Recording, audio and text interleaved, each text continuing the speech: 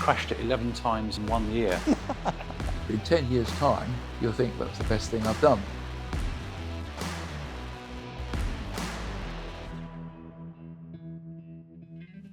Hey, I'm Tim. This is Howden Originals. We're chatting to classic collectors and classic motor traders across the UK. Today, I'm joined by Steve Earl from Panel Graphic. Welcome. Hi, Tim. Talk to me about your amazing man cave. I'm a bit of an addict. I can see that. I'm known for being a bit of a perfectionist. I've always been into cars. As soon as I realised there was a few cars out there that were perhaps a little bit special, like unicorn cars, put it that way, that are in unbelievable condition and low mileage, and cars that have been loved, cars that have got stories.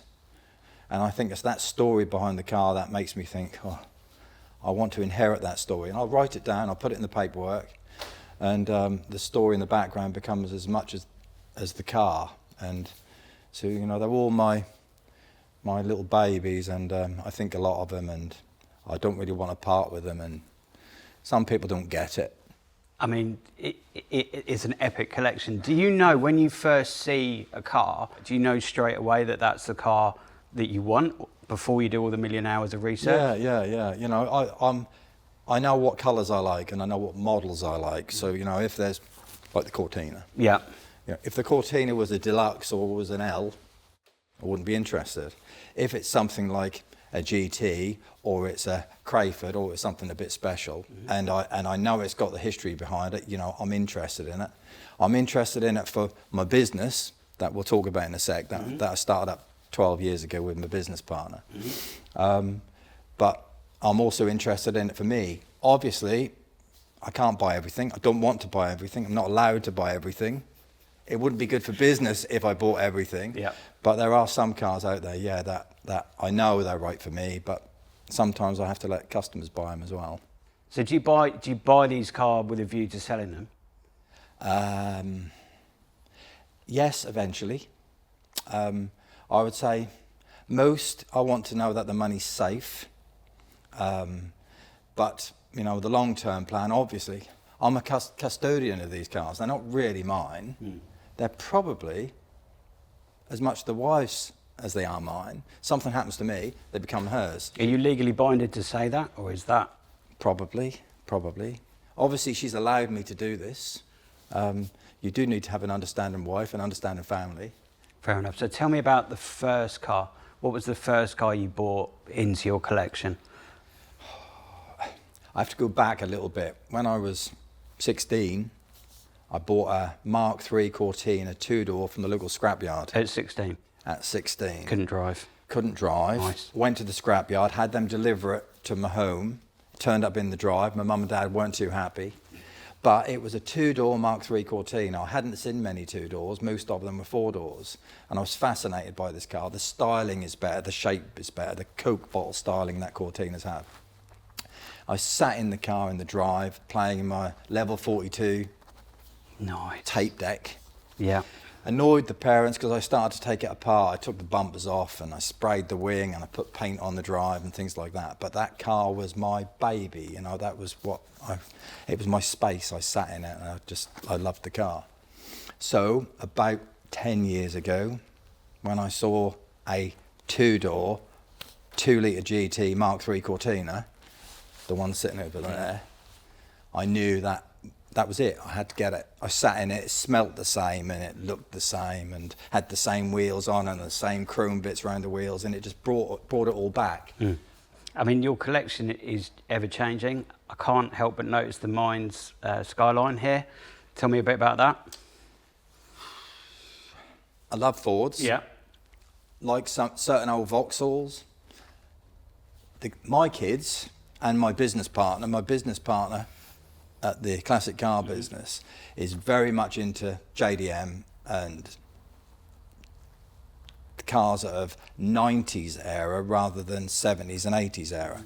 The cars that the people in their 30s and 40s love, and the growth in value is going to be quite big over the next 20 or 30 years, rather than the people like me who like 70s Cortinas.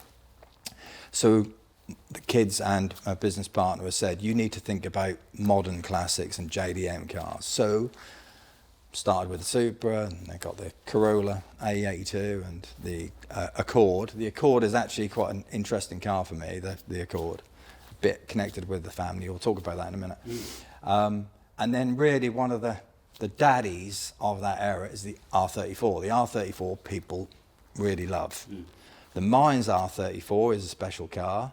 So when I saw it in Japan in September, decided I need to add it to the collection. And some of the cars now are growing into Japanese cars. The Starion as well, a very rare car. Don't see them in the UK. But as soon as you see a very low mileage car with a really good history, the Mines car has got full Japanese documented. I've got the invoices, which is unusual because normally when the cars come over, all the paperwork gets left behind. All done by Mines, so it's got history. Even though I don't really know the history, I don't really know the owner, I do because I can sit and I can flick through the paperwork. But it's a special car, and it's the right time to buy that sort of car. That's fantastic. Do you want to talk to me about the Accord then? Tell me about that. The Accord. 2000, my first business car was a Honda Accord Type R. Bought it from a dealership in Norwich. Still there. 3 kids, back seat, crammed with booster seats and car seats. They love the car because it's got a whiz. I don't know whether you know, the Accord Type R, when the VTEC kicks in, it just takes off. It sounds a lot quicker than it actually is going, but it's that sensation. I once was chased by the police. Were you? Yeah. Good work. I can talk about this now. Because you can absolutely talk about that. I think it's under Rehabilitation of Offenders Act. I think you're going to be fine. Tell me more. I was out in the city and had the 3 kids with me. And they talk about this to this day. And I had a mate in the front, and I thought I need to kick the VTEC in. But we were through the centre of Norwich. So obviously I had to go over 30 miles an hour to get the VTEC to kick in. Absolutely. Got the VTEC to kick in, and then the blue lights started flashing. And I thought, oh my God, she's going to kill me. I got the 3 kids in the car, and they're going to be stopped for speeding. So I just stuck my foot down. I stuck my foot down, not for long, but I stuck my foot down, and I left the police car, pulled into someone's drive fairly quickly, sat against our lounge window. The lights come on. We sat in the car, our kids in the back. The kids were saying, Dad, what are you doing? I said, I'm just going to sit here, I'm just going to sit. The police car went past. I sat in the drive, the people came out. Got away with it. I mean, that's a great story. I love that. Did they make you a cup of tea, or did they? They understood. They understood. It was the love of the car. Absolutely, absolutely. But it was the same colour, the same model, the same everything that car is. Very low mileage car. Took probably 15 years to find that car. So that's probably my second favourite. And what about it when you drive it? Do you still look out for blue lights now, or? I tend to go slow now because I don't want any stone chips. Very sensible, very sensible. So Steve, your car collection, you've actually set up a classic car business off the back of that. Tell me a bit about that.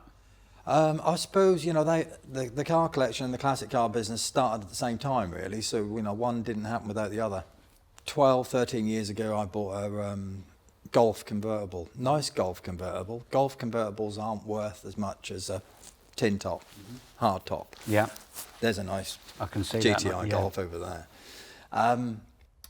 We bought this convertible, me and Richard, Richard at the time was an employee at Panel Graphic. He's now my son-in-law. Okay. We bought this car, we tidied it up between us, we took it to a local car auction. It did really well in the auction. And I thought, I've actually enjoyed doing this, because I don't know whether you can tell, I like cleaning cars. People say to me, do you clean your own cars? Cotton buds. I like cleaning cars. Yeah, no, I get that. I like it. I like housework. I don't want to start talking about that, but I do quite like it. And that's why I've been married so long. And did this Golf, did well out of it. We did another one, did well out of that. The second one was Cosworth. We did a 3-door white Cosworth, which, when they used to be cheap, they're not anymore. And I said to Richard, I think we could do something with this. So literally we started, he came off the books of Panel Graphic, came up with this name, Appreciating Classics, because I do think it's a perfect name for what we do. And Appreciating Classics has just grown. There's now 5 or 6 people full-time employed there. They've got their own workshops. Like I said, incredible attention to detail. We steam clean and we dry ice, so we can dry ice underneath the car and we can take everything off it and make sure all the factory labels are still intact and still readable. And they make the cars, as perfect as they can be. And the collectors that we've now got are repeat buyers. And some of them have got lots of cars, and they more than you. And they a lot more than me, a lot more. And they trust Richard.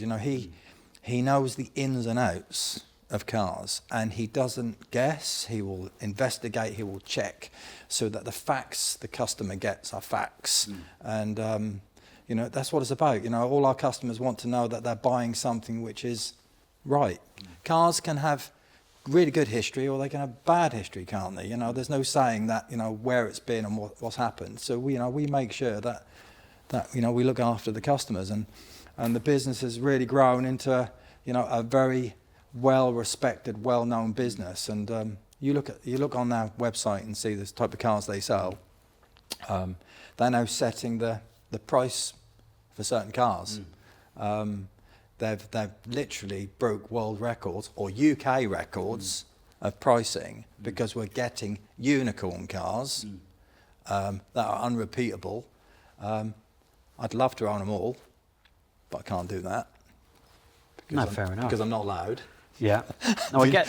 I think the thing is, because you can go online and buy any type of car. Of course you can. You? Of course you can. But equally, you could buy something for 30 grand. You can. Spend 100 grand on it, and actually, I suppose buying from you guys, you're saying that I've bought it. I don't really need to do anything more to it. Well, the VX220 is 800 miles from new. It is factory fresh. It is. If you lay it on the floor and looked underneath, you will not see a single bit of grit. It looks exactly like it came out the factory. It's 22 years old, and it's like brand spanking new. There isn't going to be many out there like that. No. But if you buy it, that's the best. Yeah. That sets the price. That drives the market. But there are collectors out there that want to know, that's bragging rights, I think, and well, I've got one, and well, mine's only got 2 miles. Yeah. We've sold cars with 2 miles on the clock. Incredible. I can testify. I have been on the floor in the garage today, underneath the mines, and it's just a thing of utter joy. Yeah, it's lovely. So we've been quite scripted today. Is there anything else that you want to get off your chest? Do you want to talk about electric cars that wind people up a little bit sometimes, or anything else you want to have a chat about? Not really. Don't want to talk about electric. No, fair enough. Do you not see those in in 10 years' time? Do you think they might have you can't see an electric car as an appreciating classic, can you? I don't think. Personally, I think just because the car's quick doesn't make it good. No, fair point. What about sustainability though? A lot of car manufacturers or even classic car specialists are now running synthetic fuel. Do you think that's probably a better way to go than electric? Yeah, perfect. Yeah, perfect. No, I think for us, and certainly for motor traders we insure as well, there's got to be an element of succession planning here. I think really probably synthetic fuels is the way to go. I've had a few people say to me, what are you going to do, Steve, with your hobby, your passion, if fuel's not available? I go, well, it's quite simple. I'll have a tank around the side there, like Mad Max style. I'll have the fuel delivered, because none of these cars go through much fuel, do they? I can put 5 litres or 10 litres in one of these, and it will see me the year because they're not doing many miles, but I'll have my own tank. And a lot of our collectors have said the same thing. Well, we'll just have our own tank. Like you have oil delivered for your heating, I'll have oil delivered for my cars, because this is my hobby. So this is all positive mental health stuff. It is, and it's important for business. You've got the businesses that transport the cars, you've got the restorers, the sales it's massive industry. Coach trimmers.